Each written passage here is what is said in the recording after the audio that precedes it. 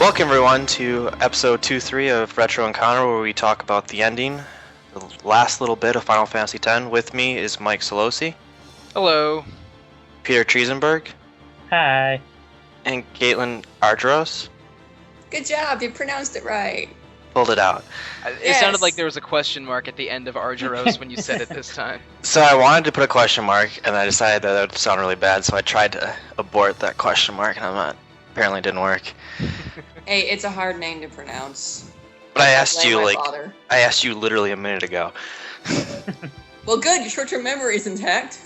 Kind of. And Good enough. Question mark or not, you did say it correctly, so that's good on you. Yeah. So we did it. We finished Final Fantasy X. How's everybody feeling? Sad. One of us finished Final Fantasy X. Okay, so I didn't finish it in time. I've beaten this game a few times before, though, so I'm working from memory here. Same here. I beat it like 90 minutes ago. I mean, I knew we had the recording tonight, so I just finished it up earlier this afternoon, and it's the second time I've played the game. And there's me panically tweeting at Mike, "Hey, is this tonight?" Crap. Yeah. So do we want to start with the ending, or work our way up to it? So where were we before? I think we should work our way up to it, because there's plenty to talk about what's going on in Bavel and Gagazet and all that. Essentially finished with the first time fighting Seymour. Right.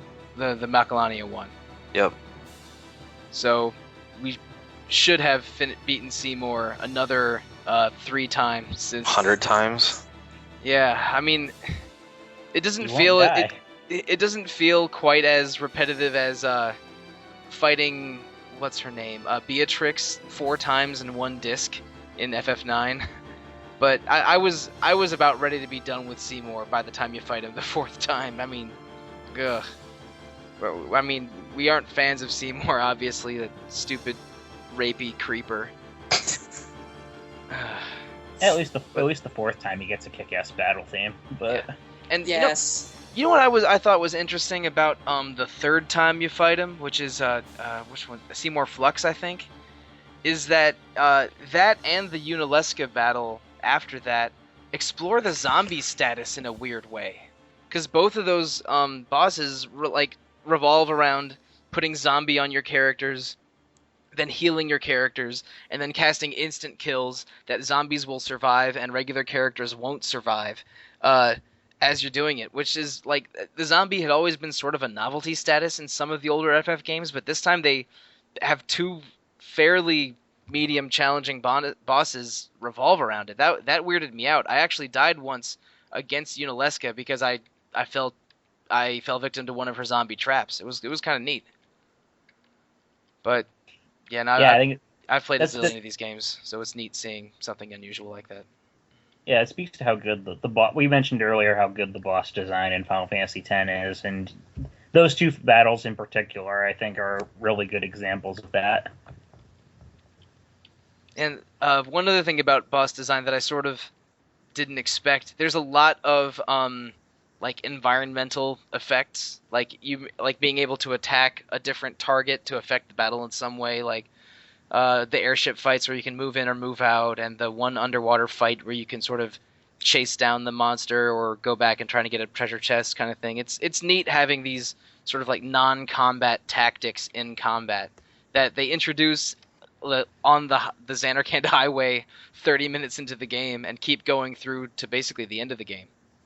Yeah, it's one of those things. So often you press X to win, and you can get in that kind of that routine. And I think having those elements that if you just press X and you attack the boss, something's going to block it. It's not going to do damage. You're going to have the arms doing a bunch of damage to you. And so having to actually think out, you almost think on your feet too, of how am I actually going to go about taking this boss on, which I really enjoyed. That works well with the flow of battle, too. You don't have to worry about, oh, I have to attack right now, because if I don't, he's going to get his turn and attack me. You have all the time in the world to decide what you want to do with each character's attack, and you know where they're going to fall in the battle. And I mean, I think we talked about this before, but even though it's a turn-based battle system, it feels fast-moving because switching characters in and out is really smooth, and none of the animations are cumbersome, unlike say Final Fantasy VIII. They do a lot of neat things with traditional Final Fantasy combat tricks in FF10, and I appreciated that a lot. Yeah, I wouldn't mind Final Fantasy going back and using that system again. I mean, obviously 10-2 did, but to a certain extent. But I quite liked the battle system in 10 all the way through. And I mean, I say this as someone that played Final Fantasy X once and has never played a minute of 10-2. But now I own 10-2 thanks to this HD remaster. Is it really worth playing? Because I have heard such incredibly negative stuff about that game. But I think some people like it. I have no opinion of it. It's an okay game. It's just it's just a terrible story. Like, my experience with 10-2 is that I played it immediately after playing 10 for the first time, and then I was really, really not into it for a while. And then one day I sat down like somewhere. The game's in 5 chapters. I sat down somewhere in the middle of chapter 2 and was on the final boss by the end of the afternoon. So weird. Oh.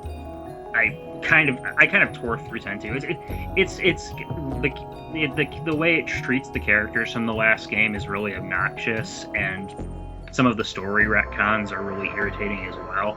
Plus the tone is, it's a weird game, but the combat and the class system, the dress spheres, which are kind of like a prototype of the paradigm shifts from 13. Like, I don't know, it was a fun game. Whenever I've heard people talk about it, the dress spheres or the dress system just kind of seems like the only redeeming factor of it, or the primary redeeming factor of it. It's pretty cool because like but this is now the Final Fantasy X-2 podcast, everybody. I'm not prepared for this.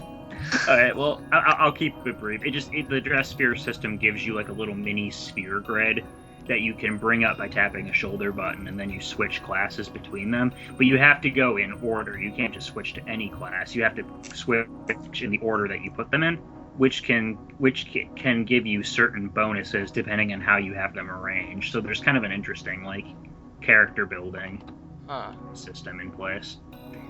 I mean, I'd say play it if you keep your expectations suitably low. And you'll know really quickly, because I played maybe the first half hour of it. I knew very, very quickly I didn't want to keep going with it. Yeah. I liked it well enough. I didn't like the music as much. There is some good music, but it overall wasn't quite on the same level as the first game. The thing I didn't like was you have 3 party members and that's your party for the entire game. I don't tend to like it when that's all you get, and you get them at the very beginning too. So, and they're also dress spheres. It's a good thing that they're there because it mixes things up and keeps things fresh. If they hadn't implemented that, it would have been super boring. And also, there are 3 characters that you already know. So I mean, you could argue that that's a positive, but for me, it's kind of right? Pain is new. Oh yeah, Pain. She's not in 10. And I knew that, and I played it. Is new. So whenever I look at it, just really, really quickly, I just like, oh, it's Lulu, but she cut her hair. Why'd she do that? And that always throws me off. It would have made more sense if it was Lulu. It'd make a lot more sense if it was Lulu. At least she was wearing pants. Lulu's wearing a belt dress. Lulu's still wearing her belt dress when she's pregnant with Waka's child. Yes, that's an interesting choice. Her belt dress with the corset to end all corsets, and she's pregnant. Or does she already have the kid? I forget. She has the kid at the end, which means she was very pregnant. A baby in a flower thing? She couldn't make a moo made of belts just for FF10 too? Why do we expect realism from our games? I don't know. Anyway. Also, 10-2 is like 90% recycled assets from 10, right? Including Lulu's character model. So, yeah. So, yeah, I'd probably say, definitely if you're feeling slightly burnt out with 10 right now, I would highly recommend you not doing it. Yeah, okay. I'll go back to just replaying the Persona games over and over, I guess, if I feel burnt out on 10. Good plan. Yeah, that's solid. Not a bad use of time. after this podcast is over, I'll probably watch Persona 5 trailers for a solid hour and then work on my 5th playthrough of Persona 4. That's just how I roll, guys. So, yeah, we like the combat. We're not sure if we like FF10 too.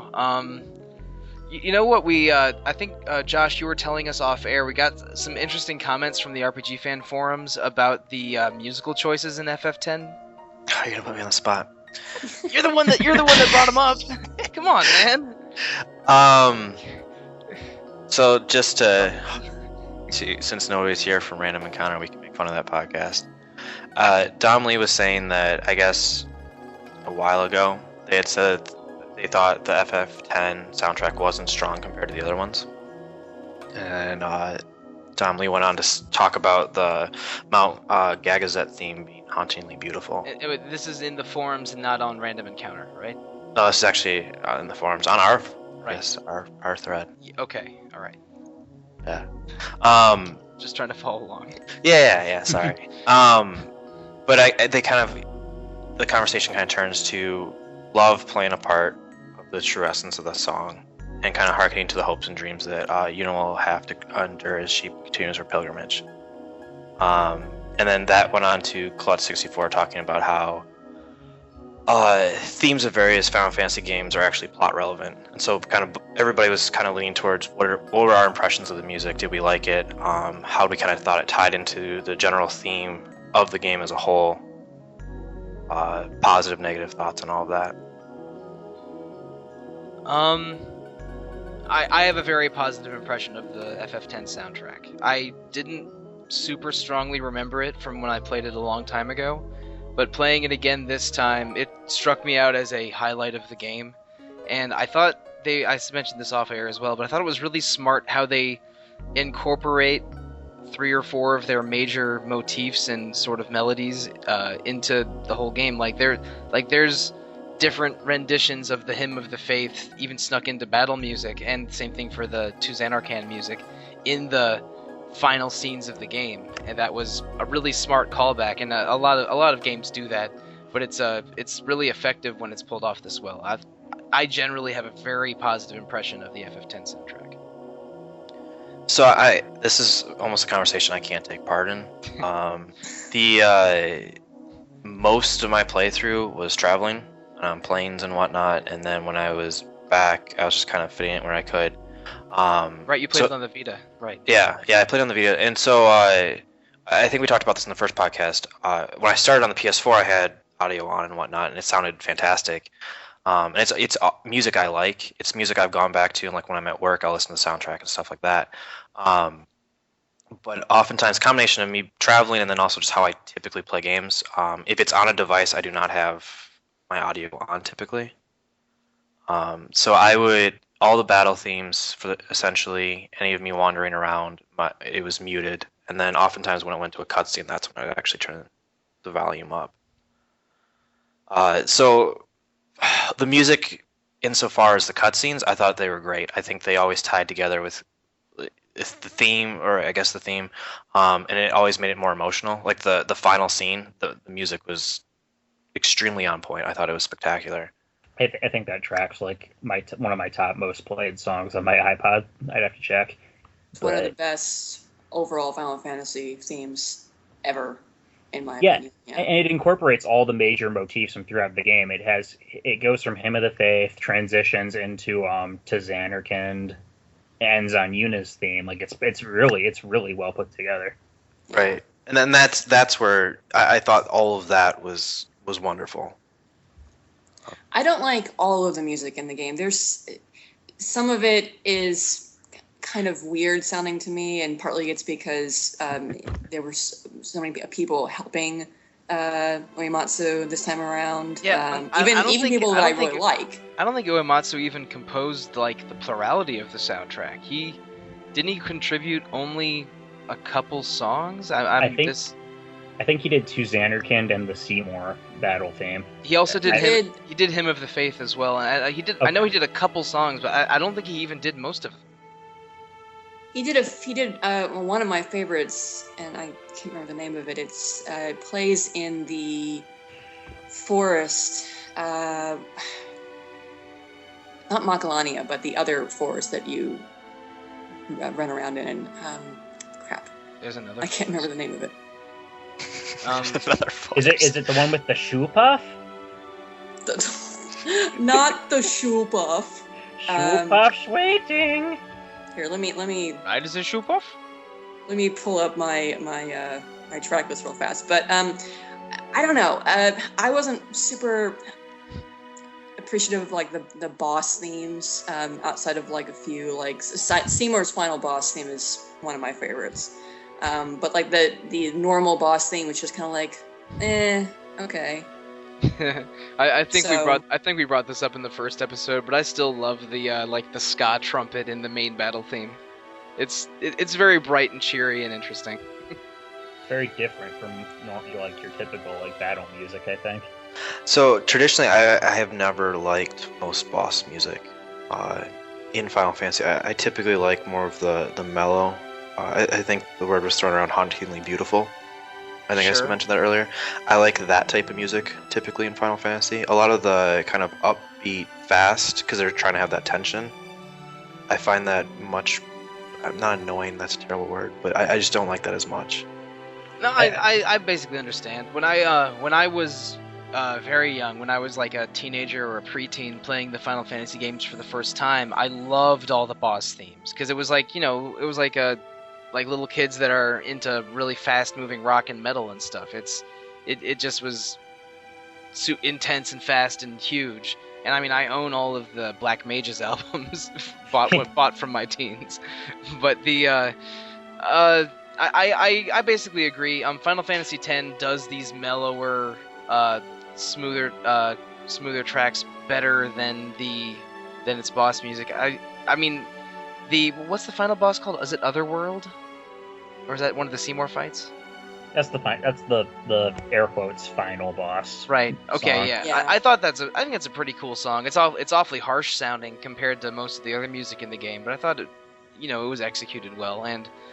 But in general, I like the sweeter themes more than the harsher themes in this game. I'm really happy you turned that around, Mike. At first, I thought you were comparing me to preteen Mike. No. If anything, it's the opposite actually. You're the opposite of preteen Mike, listening to like metal versions of all the Final Fantasy music. I'm really happy that turned around to me being actually having like possibly a mature palate. I really thought I was gonna be like, I felt that way back when I was like 10, but now that I've grown up. I know I'm condescending sometimes, but you would be justifiably pissed off at me if I had made that comparison. Like, wow, it is super harsh. I listen to heavy metal all the time, so. But, the opening was like right at home for you then. Otherworld's actually the only like boss theme I'm not terribly up on. Actually, I like most of them. I really like Contest of Aeons, the music that plays during the ending when you're fighting all of Unis Aeons. Right. But I guess those two songs are pretty fresh in my mind because I just heard them. But Otherworld's a weird case because it's so out of place. Like the fight is awesome. The image of giant flaming final Aeon ripping a sword out of its chest suits the metal thing very well. That was a very Devil May Cry moment. Yeah, but the song itself is. It sounds like a dog trying to puke the lyrics to a Slayer song. I don't know. Wow, that imagery. That gives a whole new meaning when you play through that. Raining blood. Woof. Wow. Nope, that image is still in my brain. Nope, Yeah, it's not leaving. I don't know where to go from that. Okay. Calm Before the Storm. That was the track I was talking about before. I remember it plays, the first setting that you see Yuna do. The one in Kilika? Yeah, I remember there being like a forest after that, and that theme plays. It's a really pretty little theme using like guitar and whatnot, and I'm almost positive that was Uematsu because it sounds very Uematsu. But I couldn't pick out the tracks that Uematsu did versus the tracks that other people did, but I thought FF10 sort of marked the point, or one of the points, where Uematsu sort of started to drift away from Square in general, because or the style that he used to use, or just stopped being their go-to composer for all of the Final Fantasy games. Well, so looking at the 4 disc soundtrack, he looks like he was on about half the songs. Oh, okay. So I was underestimating it, I guess. But guess- a lot of them were not just him. There was a lot that he would do with like Hamauzu and a few other people. So. Yeah. So it looks like, I mean, it's basically half of them he's on, or half of them's on, and then half of those he's with somebody else. Sakimoto wasn't involved, was he? Or was he off on Evilise Island doing his own thing? He was. He was not No, involved. he was not involved. Oh, that's a bummer. Junya Nakano was the third composer. Yeah, that sounds right.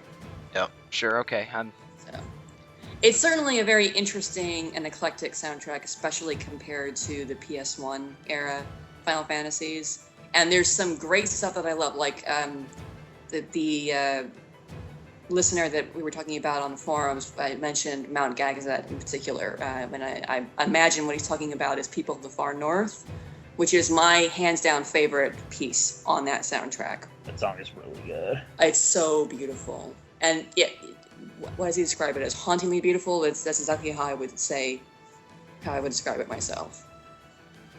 As a connoisseur of icy and wintry parts of RPGs, Gagaset's really gorgeous looking. I didn't mind the super long mountainy corridor when I was walking through there. So you're saying you do like games with corridors? Well, Because I'm pretty sure on 2.2 you're complaining about that.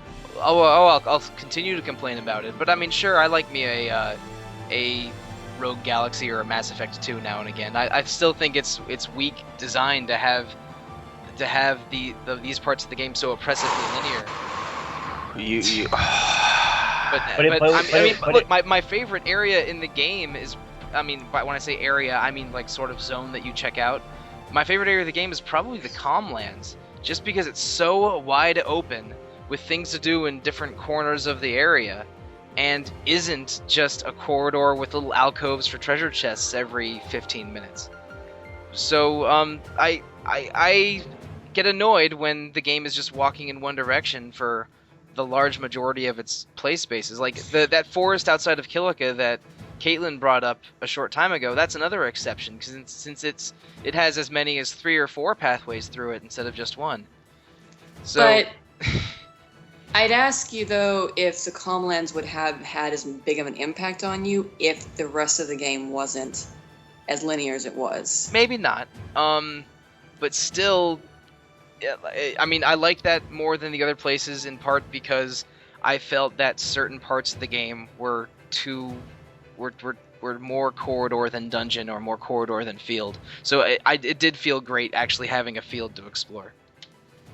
So maybe that's true, Caitlin, but I don't think that's excuses the rest of the game being so so straightforward. I don't want to diminish how much I like the game in general. I like this game more now than when I first played it 11 years ago or whenever that was. But I still think that there's issues with backtracking and fast travel and linearity. Those are still my biggest issues with the game. Speaking of issues with backtracking, can we talk about the Dark Aeons? Yes, please do. That was a good transition. Applause. So the Dark Aeons. The international version adds a whole bunch of new super bosses that are basically reskins of Yuna's Aeons at certain points where they would be the most obnoxious for you to bump into. And you will bump into them accidentally if you decide to do any backtracking to get ultimate weapons or Valifor's second overdrive or basically any post-game stuff that you would actually want to be getting done during the one part of the game that actually lets you explore and backtrack freely. And yeah, they suck. And sometimes they really trick you. Like, I think it was Dark Ifrit. I was going back into Baikonur Desert to get Riku's ultimate weapon, or I think it was for Sigil I was getting. And there's some Albed that are like, oh hey, my child's over there, is being attacked by a monster, can you help her? Or I don't remember the exact context of it. And I said okay, and then a bunch of summoners ambushed me with Dark Ifrit instead.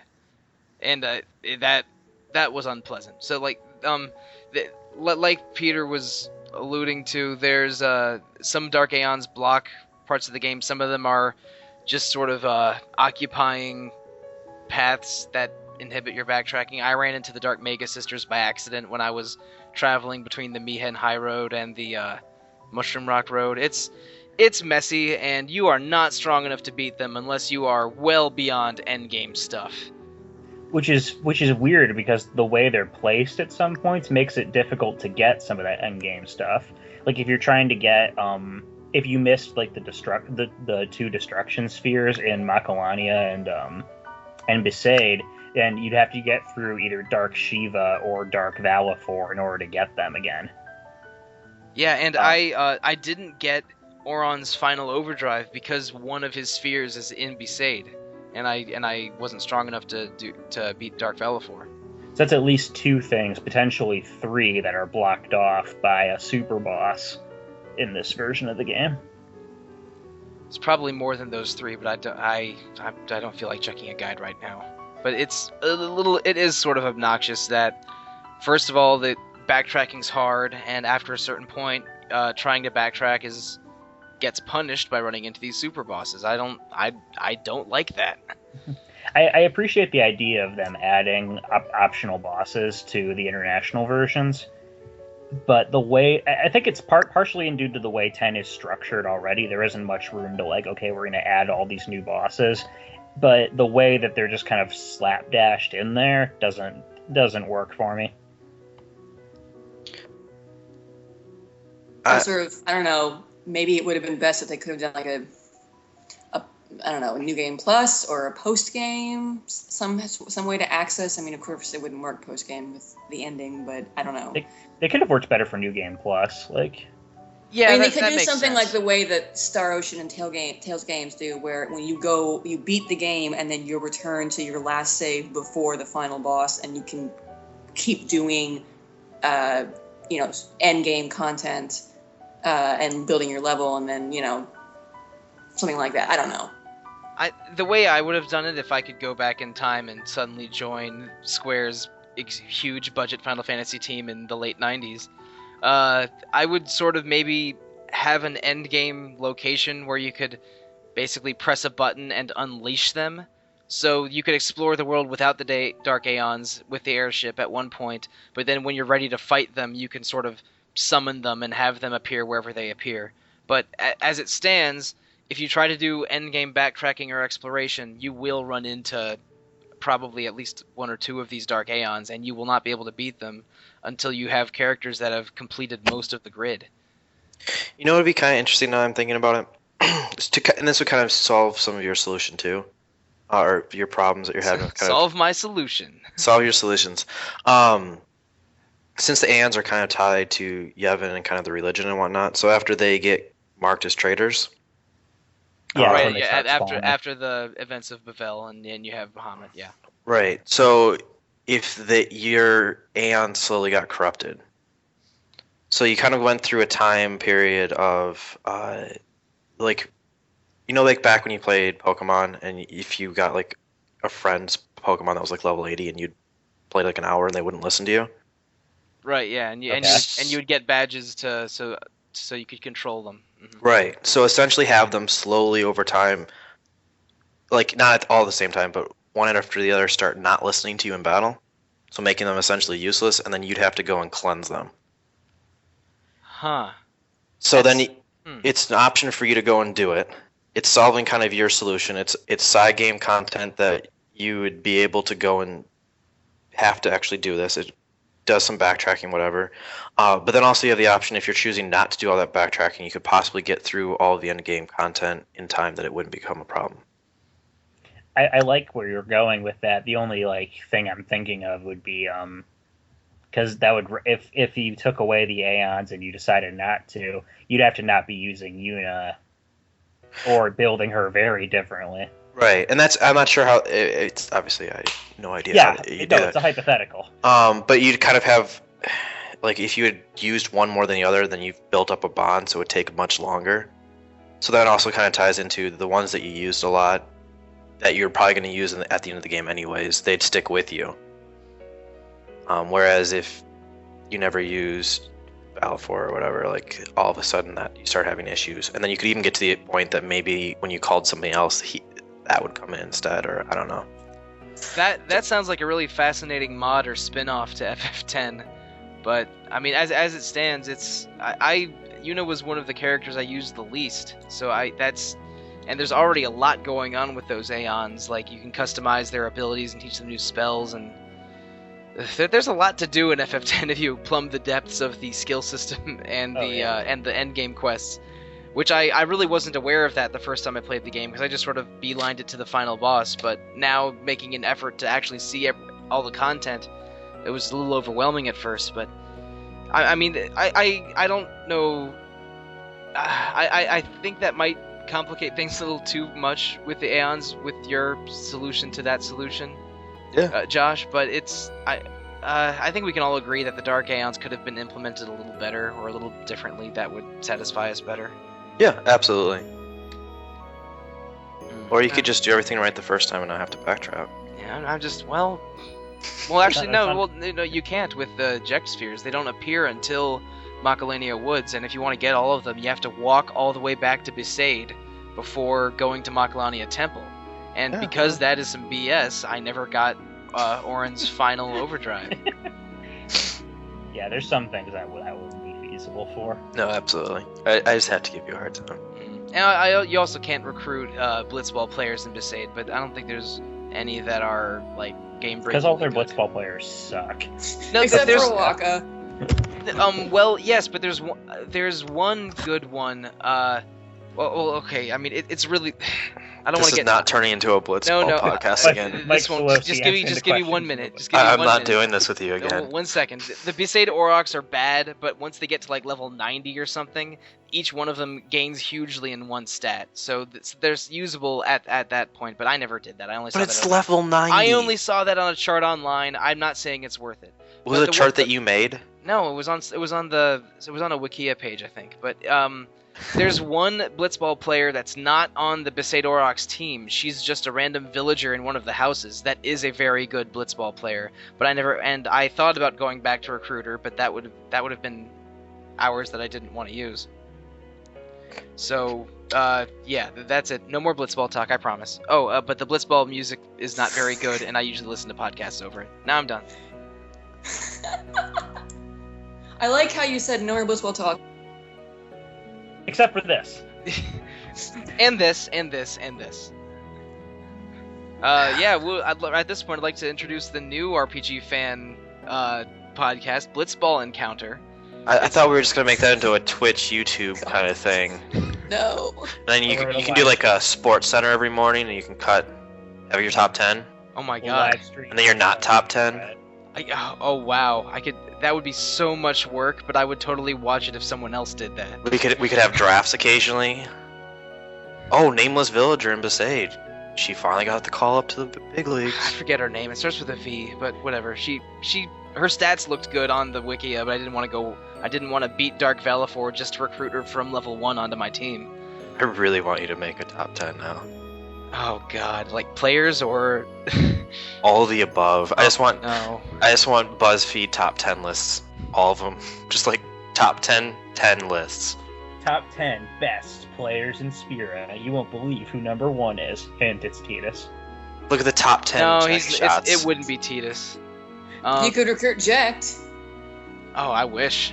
Man. Wouldn't that be kind of like a neat thing for like a post-game bonus would be to get Jekt on your team? Yeah, I would be 100% into that, but I would be more into a I don't know, why don't they just make a Blitzball app or something? I would pour stupid money into that as a stupid person who likes Blitzball. But you're the only one that likes it. As far as you're concerned, they already made a Blitzball app. It's called they did? C10 on Vita. Oh, okay. Go play it.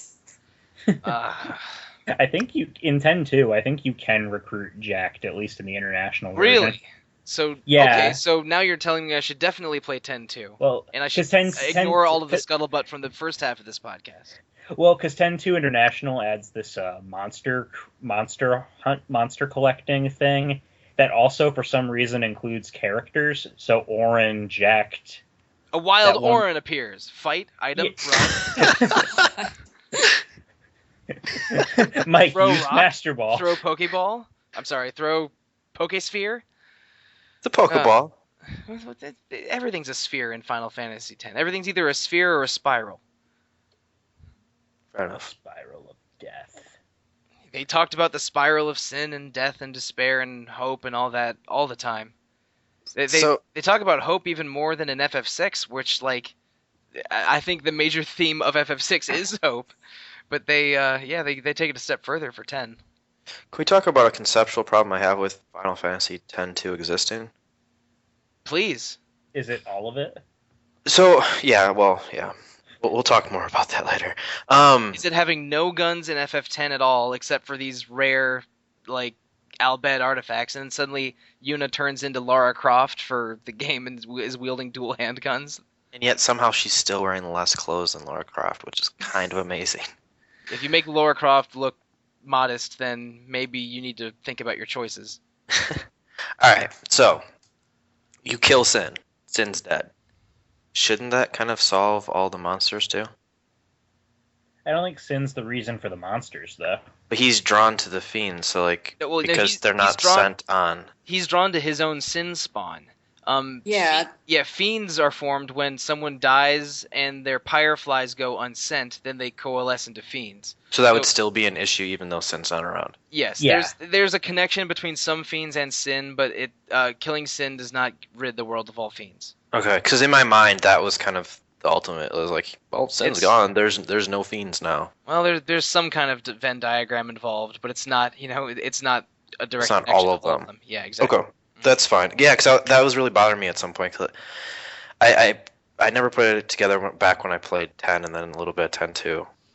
But this time through, I was like, well, if there's fiends that were, because like when they have the Operation Mihen or whatever. Mm-hmm. And they bring like the big fiend and like, oh, he'll come now. Yeah, but those weren't just regular fiends. Those were Sin Spawn, which Okay. are the special fiends that come off of his shells and feathers and scales and whatever. Yeah, that clears that up. That'd been bothering me for a while. So I'm happy we could clear that up for everybody else. And speaking of fiends and sending and everything, I was a little startled how in the last third of the game or so, it's like a quarter of all of the NPCs you ever met end up being unsent. Everybody's unsent. Everyone's it's crazy. It's nuts. It's like you introduce I don't even remember when the concept of an unsent was introduced. I want to say it was when you see Jiskel in the far plane. Yeah, I think so. Yeah. Okay, but well, is he technically not sent though? He's not. He wasn't unsent. He was sent. He just refused to stay sent. It's well, okay. That's a gray area. I'm not positive. It's when they introduce the concept. Okay, but in general, it's when someone dies, but their determination to or a fixation on something is so strong that they don't go to the far plane. Right. And with Auron, it's because he promised Jecht and Braska to look after their kids and end the cycle of sin. And for Belgamine, is she wanted to make sure that the next generation of summoners could fight sin. And for Maester Mika and Seymour, it was for selfish reasons, to stay in power, basically. The best kind of reasons. Yeah, but it was crazy how for the last section of the game, everyone's unsent, and the 2 or 3 times where Yuna is about to perform ascending, when she tries to do that at the wedding scene, Mika's like, whoa, hold on a second. Because we don't know that he's unsent yet, but he is the one that stops her from performing the ritual. It's a neat concept for the world of FF10, but by the end, it's just everyone's unsent. I literally had this moment where I was thinking, Yuna probably with that final sending at the end, doing all that, she probably killed more people than Sin would have if they just left Sin alone. I don't think that, but yeah. That's She the sent type a of lot thing that people. that's the type of thing that went through my head though. Yeah, but those really weren't unsent. What are the Faith exactly? Are they unsent, or are they just spirits from 1,000 years ago? Or I'm hurting my head just thinking about it. I think they're aren't they summoners? They made it, or they're priests of Yevon who made a decision to become a Faith. Right, and Yevon was their leader. My Or memory something. is so hazy about this. It's Let's talk about something else. yeah. 2FF Wiki.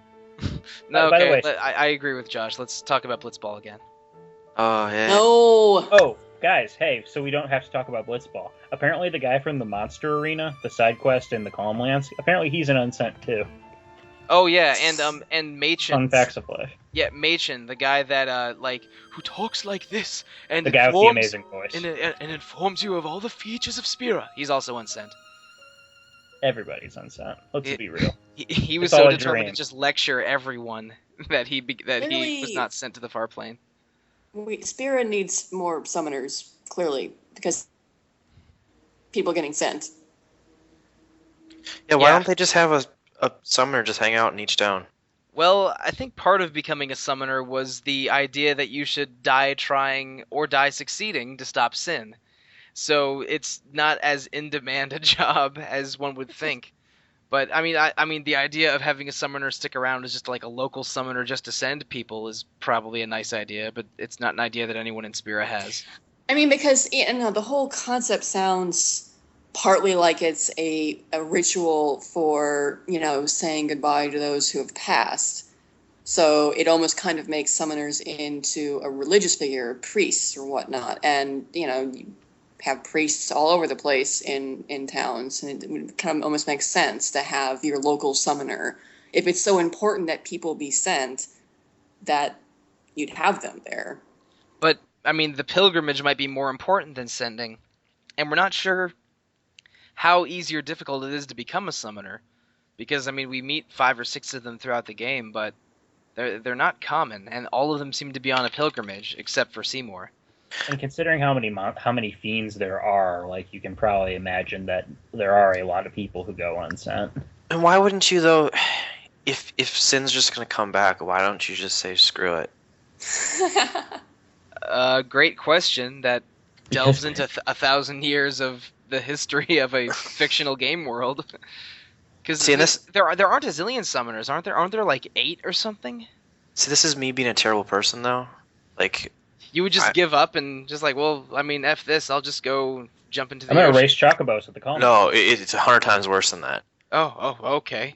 I would go on my pilgrimage, go like 3/4 of the way, get those aeons, quit, go to like a little secluded area, level up all my aeons, and then I would just go wreak havoc. On everyone? Yeah, I would just go rob places and. Well, I mean, that almost sounds like 3/4 of the way, or I should say, what Seymour did is like 3/4 of the way to that. I would wear a full shirt though. Okay, that instantly places you above him. But And you'd have a normal haircut, right? And you file your nails. Yeah. okay. Well, I was out. Josh I was the out for a Summoner while is- leveling things up, so I Josh don't know the about Summoner those is nails. way better than Seymour the Summoner, for sure. And I don't want to become Sin. I'm not actively destroying the world. I'm just choosing to live my own way. Okay. Will your sheer will to destroy things turn you into an unsent? I don't want to destroy things. I just want to destroy enough things that I'd be rich. I could buy my own island and I could leave everybody behind and I wouldn't have Sin attacking me. I don't know. Or would you? Is there holes in this story? Maybe. I mean, I don't think it's a foolproof plan, if that's what you're asking. I'm Fair not even enough. sure that the world of Spira has rich people. It's just everyone surrounding the. Did you see Seymour's house? I mean, but he's a what are they called? Waka lived in a Maester. tent. A maester. So Maester. it's just like Game of Thrones. Okay. Waka like- lived in a tent. I mean, But Waka he's- was just a poor blitzball player. Exactly, he's he's poor. He's a If you- dirty commoner. if you He live was a outside the poor religious blitzball player structure, with a bad team. I mean, if you're not a maester or in that sort of power structure, I don't think you can be rich. I mean, the only merchant that we meet is a Waka, and he's not rich. He's It's dirt poor. He's a Waka. yeah, Waka. yeah. This is a really almost depressing world where I mean everything revolves around sin and this religion, and it's a pretty raw deal if you aren't a higher up in the religion. Am I wrong in thinking that? Yeah, because I ended up with a bunch of money. I never knew what to do with it. And I mean, I mostly tried to get bribes for items in late game dungeons, but it's I mean that just puts more focus on Tidus, I think, because he sort of walks into this as a total ignorant stranger, and he ends up helping upset the balance of all of it. It's which I think that's an interesting perspective to take for the the large framework of a story. I agree. Yeah. He's a disruptive force that ends up upheaving everything and saving the world in the end. Except he's also a dream that vanishes and tries to hug his girlfriend but can't at the end. It's a very Patrick Swayze engrossed moment. So we reached the moment where we discuss the ending then? What a jerk. Which one? Like all of them, right? No, so Ty's just standing there like a boss, watches Yuna jump through him, doesn't make sure she's okay, then she says, "I love you," and he's like, "Peace," and jumps off the ship. Oh, He gives her a hug when the music swells. That's sweet. That's a good point, though, about that. So, I know I've seen people discuss it before about when she says, "I love you," because that is not what she says in the Japanese version. I think what she said in the Japanese version is like, "thank you," or something like that. She does not say, "I love you." Well, When I heard that this time, I was expecting Tidus to give the Han Solo response, but... I know. That's essentially what he does, though. He like comes over and pats her on the back, like... He's like, yeah, I got that. He'll be okay. He's like, I know. And then watch me jump off this airship like a boss. High five, Dad. It's like the ultimate frat boy thing, though. He got what he wanted from her when they were swimming around in the water. And then he high fives his blitzball, bro. Yeah. That interesting final shot, by the way, or final shot of the second to last scene, like high-fiving his ghost dad, starring Bill Cosby. Good job, my boy. You killed me. Congratulations.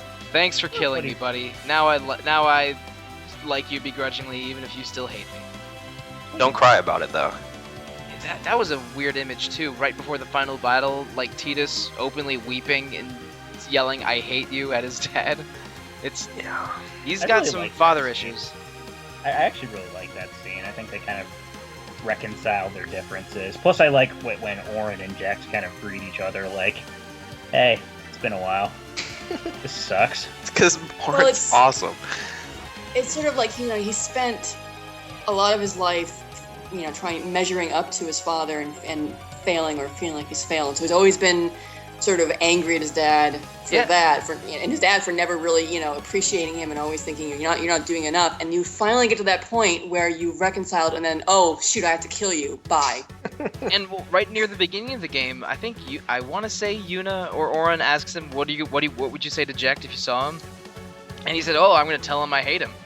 Or it might have been a flashback where he's talking to his mother, and then I think he was talking to Yuna. He was? Okay, but he makes good on that claim. He makes good on it, but when he does, he kind of stumbles over the words. And I mean, you're right, and it also Jecht's relationship with him is placed into greater clarity if you collect those Jecht spheres to get Orin's overdrives. You see a bunch of videos. They look like home videos basically. They even have some VHS fuzziness of Braska, Orin, and Jecht traveling together, and Jecht talks about Tidus a lot, and how he's a crybaby, but I want to go back and see him, and that it makes Jecht seem a little bit less of a monster from the first few flashbacks you see of him.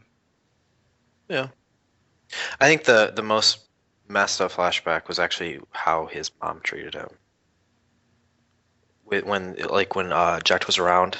I think it's one of the second, or it's one of the first flashbacks, but she's just solely paying attention to Jack and completely ignoring Tidus. And then even when he tries to get her attention, he still flat out ignoring her, or she's flat out ignoring him. And then even when Jack's like, "You should probably," boys right there, and she's still just nothing. I actually found that more messed up than the dad stuff. Yeah, we don't need to get too psychoanalytical, Sigmund Freud, about it, but I mean, part of Tidus's resentment is probably that he feels that Jecht sort of stole his mom away from him, and he was just this looming shadow in his life that he could never measure up to and only had negative attention from. Yeah. Tidus's mind state is interesting, and he's really conflicted, to say the least, during those last couple scenes with him and Jecht, other than the high five. Yeah, that high five felt weird. Which obviously they're trying to say, "Oh, they're fine now," but I don't know. They're all just dream ghosts underwater now. Yeah. So I guess we should go back to the actual ending. The whole kind of airship, I guess. And then how that, whatever he jumps off of it. Yeah. They're on an airship. Okay, Yes, Yeah. I remember that. Okay, they're on the outer deck of the airship, right? Yeah. So we've kind of already talked about the music, that whole scene between the two of them. That kind of it has an emotional resonance. Where I want to go, obviously, is after the credits and then 10-2, but I feel like I should just rein that in a little bit so you guys can talk about the ending first. Well, I think I already said this before, but it's one of the most emotional endings for a Final Fantasy game, or possibly the most emotional ending for a Final Fantasy game for me. I remember kind of tearing up when I watched it the first time. I was very much into, Yuna and Tidus as a couple, and so that sort of bittersweet, we love each other, but we, can't be together was kind of heartbreaking. And the music, of course, really helped in that place. I agree. Yeah, I mean, the whole sort of doomed lovers thing, at first you think they can't be together because Yuna's a summoner and she's gonna die. And then it flips a little bit, they can't be together because Tidus isn't from He's this dead. world. Or he's never alive to begin with.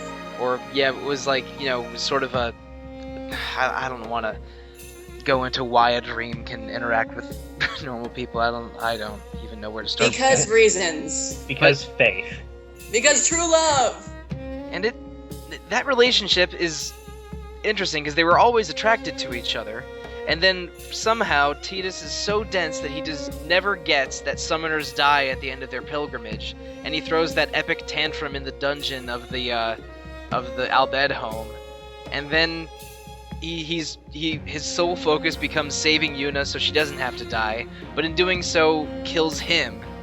So now Yuna's sad, and it's actually really tragic. It is really tragic. It's as Romeo and Juliet as Final Fantasy gets, because you have these star-crossed lovers that can't end up together, and it is sad. I won't say I teared up about it, unlike when I watched Inside Out a few weekends ago, but it's a really effective. It's a really effective ending that's a really interesting payoff for their relationship throughout the game. Yeah, and it's one of those things. We mentioned this on 2 too. But when I had talked about, I felt like the Jack being Sin there was no build up. I think both the Arin and the Tidus, and I guess the Yuna having to die as well. I thought all 3 of those had like the perfect amount of build up, so you could get that full just like uppercut to the feels. Yeah, there's definitely more foreshadowing to the twist that Auron is an unsent, and the twist that summoners die in their pilgrimage. But I still think that Auron telling Tidus that Jecht is Sin and Sin is Jecht is effective as sort of just a bomb that he dropped, but it doesn't have the foreshadowing doesn't make as much sense as those other twists, so maybe it is less effective. But the only foreshadowing is Auron talking to Sin in the opening, and even that's kind of not really like effective foreshadowing. And Tidus does have flashbacks every time Sin appears. I guess the 2 times he appears in before he washes up on Besaid and right before on the ship before Kilika. He does have flashbacks to life back on Xanarkand, but even then it doesn't really make much sense. Speaking of kind of making it worthless, I have to go to it now. I've been waiting since we started this to be able to talk about retconning the ending. Oh boy, here it comes. Okay. We should probably have a disclaimer. I mean, we've already gone into it a little bit, but there's going to be some Final Fantasy X-2 ending spoiler talk if you care about that kind of thing. I'm fine even if we don't want to touch 10-2, which I'm fine with. Oh, okay. I thought you were going to do it in context with 10-2. No, we can. I have no problem with it if you guys feel like we shouldn't, but I feel like what happens after the credits is enough to piss off. Well, it pissed me off, so I have to imagine that's enough by itself. You mean where he wakes up and starts swimming? Yeah. Is that in the original Final Fantasy X, or is that only in the international and HD version? It's in the original. I saw it. It is, okay. Me too. I thought maybe I misremembered that. And that was the only redeeming factor I could think of is I'm playing something that's re-released. Obviously, 10.2 had been out by then, so they might have added that in. But knowing that it was in the original makes me even more upset. Oh yeah, you never even finished the original or the Yeah. remake. I forgot. Screw yeah. Well, okay. I Um, mean, I understand being angry if a sequel retcons the ending because that's a whole other game, but having that be there from the beginning, doesn't that suggest that they always intended that to be a possibility? So, the whole point, literally 10 minutes earlier, the whole point of it was to have this huge emotional payoff. It's one of those you feel terrible because it's not obviously what you wanted. You wanted them to have this happy ending. But it's almost beautiful in that way. Exactly what we were saying. Like his whole goal is to get her through this, and to make sure that she can survive when he finds out she has to die, and then still sacrificing himself because he wants to help her out, even though when he knows it's going to be his doom. There's something amazing about that. Same thing with like her whole struggle towards the end then as well. And so you have both of them warring with these emotions, these understandings of what's going to happen the entire way through. And you get to this huge like culmination. I think everybody that experiences that has some sort of emotional response. And that is, I think, in a lot of ways perfect. It might not be the ending that you want, but it comes together so tightly that to immediately after that be like, no, never mind. I agree that diminishes what happened between Tidus and Yuna, for sure. But I have one thought. This theory's probably been 100 times on the internet already, and I just don't read about FF10 all the time. But do we know where he goes after all those dreams vanished when the faith vanished? I mean, that's a good question because it might not necessarily be the far plane. Let's just say it's some new place. But just like a soul that dies can remain as an unsent, is it possible that he's just so determined to get back with Yuna that he is sort of unsent to this place where the dreams died? I'm fine with that.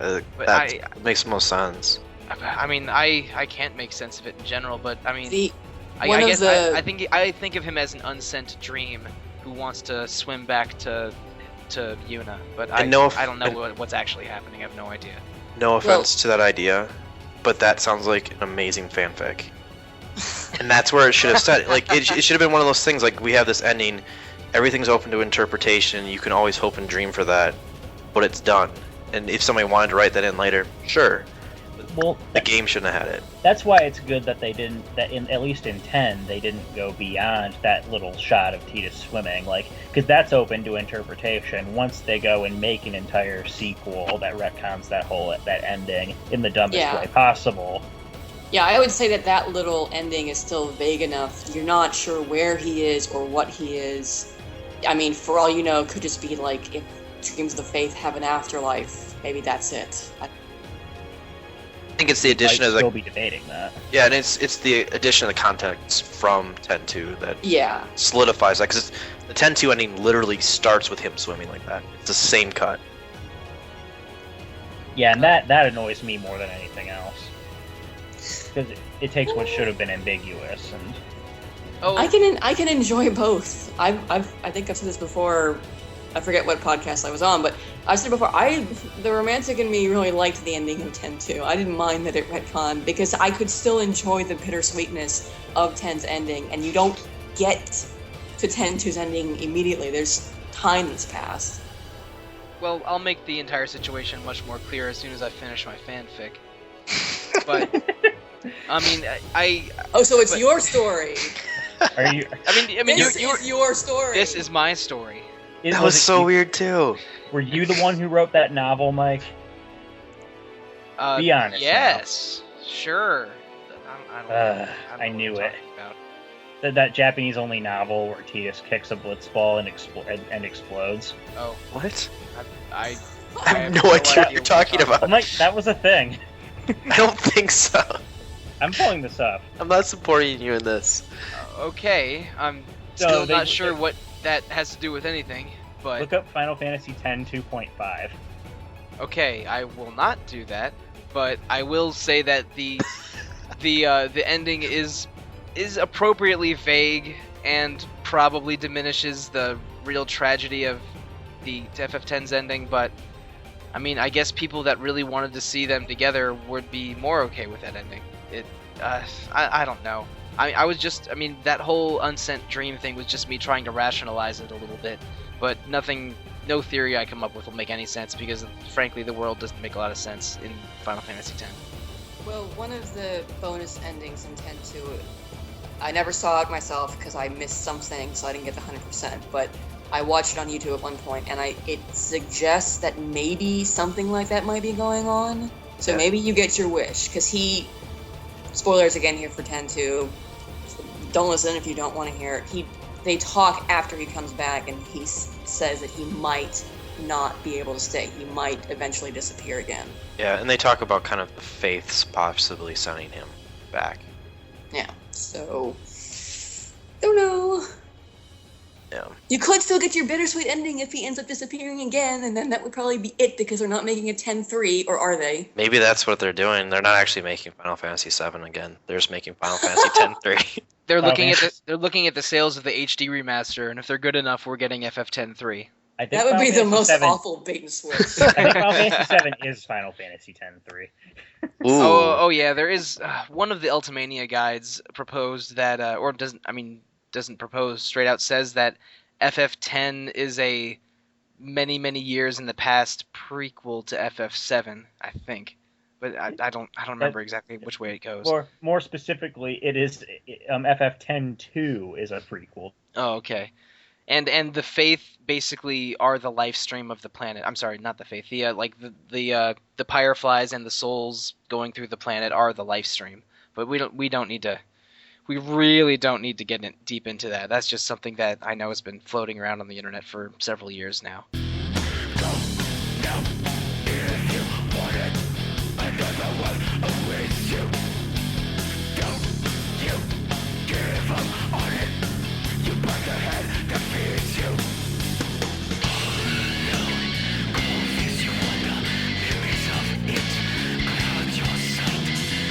Welcome back, everyone. We had a little bit of technical difficulties, but we seem to be okay now. I guess you could call this episode 2-2 part 2? 2-3 part 2. 2-3. Ah, damn! You were It doesn't so matter. proud of yourself. I You know. got it right the first time. Yeah, well, that seems about right. About 50% of a chance. What are you gonna do? Cry about it? I'm going to weep terribly once I get off this call. Yeah. Always Uh-oh. the cry, baby.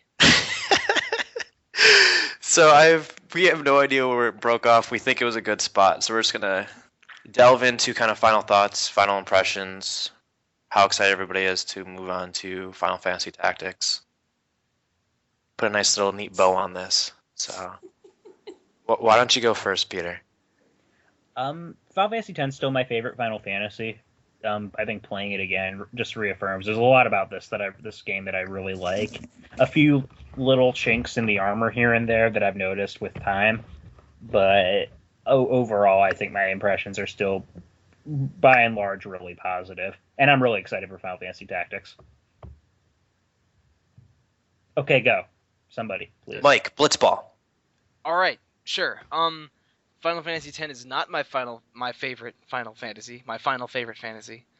My favorites are the Super Nintendo and PlayStation 1 Final Fantasy games. But I played FF10 several years ago, but now revisiting it, I think I like it more than I did back then because I have fewer hang-ups about the game's linearity and skill system. And I appreciate just how beautiful the game is and how surprisingly deep the game's systems and endgame quests are. And enjoying Blitzball for the first time was a bit of a revelation, even if I'm the only person that had that revelation. So yeah, I gave Final Fantasy X another shot, and I'm glad I did because I like it a lot better than I used to. What about you, Caitlin? Well, my opinion, I don't know, it's probably not going to be totally fair because I haven't been playing it and I haven't played it in years, but it's not my favorite Final Fantasy, although it was when I first played it. I was so enamored by it. I think just having it be that first game that felt cinematic and had voice acting, it took it to a whole new level. I was super excited about the future of Final Fantasy at that point. And since 12 was my favorite, my excitement ended up being justified. Sorry, train passing in the background there. But there are a lot of things I love about it still. I love the battle system is probably one of my favorites in the series. I love the love story. I'm a sucker for a good romance, and even though the ending got retconned in the end, I still really liked the bittersweet ending, even though part of me was happy that they ended up together in 10-2. And Tactics is hands down top 3 Final Fantasies for me. I love it. Every time I play it, I get sucked into it. So I'm super excited that we're going to be playing it, and I can't wait to hear Peter's reactions to certain parts of the game. Yeah, can I talk about Final Fantasy Tactics too, as well, briefly? Yeah, go ahead. Absolutely. It's my favorite Final Fantasy game. So I'm also very interested to see what Peter thinks of it, because he'll be playing it for the first time. I'm not sure I'll be on that podcast. I might do a Caitlin and just show up without playing it. But I am really looking forward to everyone's thoughts on Final Fantasy Tactics, because that's a game very near and dear to my heart. Yeah. You're hot. My hat. Your hat. I think I'm the only person here south of the Mason-Dixon line, and I called it my hat. Yeah. Oh, Jesus. Well done. Well played. So I'm going to kind of do my response in 2 parts. First, I'm going to kind of quote somebody from the thread. So Sugarness said the other day that Final Fantasy X pushed the system envelope with production and graphics. And this was one for me that really had a wow factor from a wider media perspective. And then kind of went on and talked about kind of the second major thing was because of the game, and then also the production value and whatnot. It was one of those kind of big moments where it's like, yes, I want to play more RPG games. Like, this was kind of transition into this is the genre I like. In a lot of ways that kind of fits for me as well. My first RPG was Pokemon. Pokemon Yellow. And that was to me basically that was RPG games. That was my complete understanding. And for the most part I didn't play anything else. That's why I would almost always be on these old games, and almost every time it would be like, yeah, I've never beaten that. And this was one of those. It was on a whim that I bought Final Fantasy X, and it was because it looked so good. And after kind of playing through it originally, that was where I was like, oh wow, there's something else here. And that was really stated once again while playing through this, that there's a huge story there. It's an epic story.